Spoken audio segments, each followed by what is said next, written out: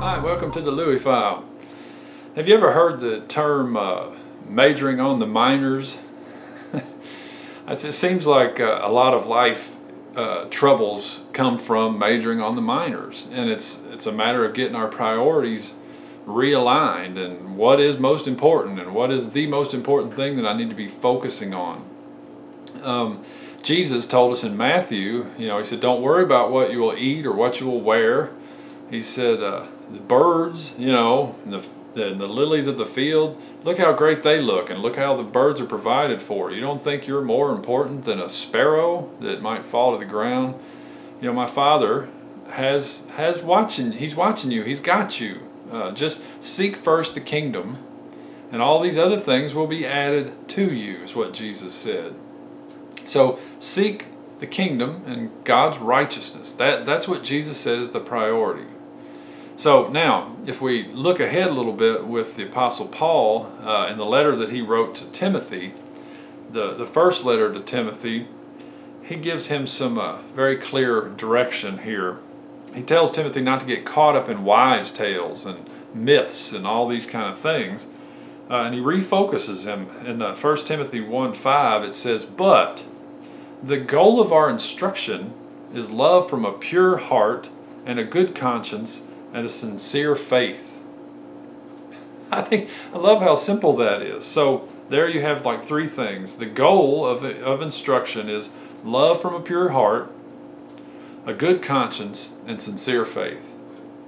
So there you get it. And then later he tells him to fight the good fight of faith.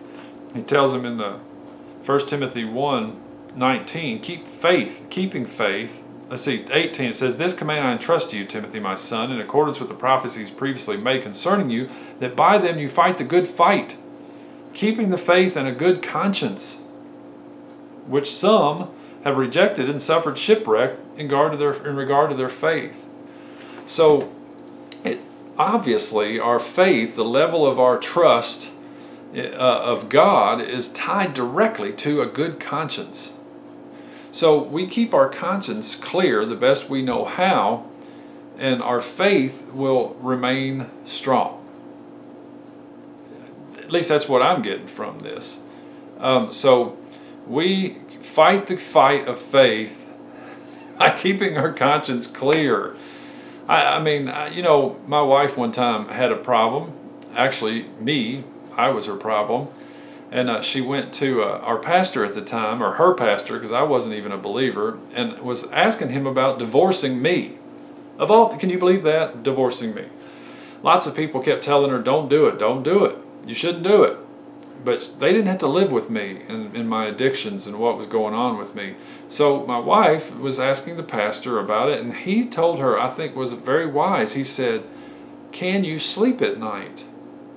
Basically, he asked her, if you don't have any trouble sleeping in the decision you make whether to stay with him or divorce him, that's a good guide.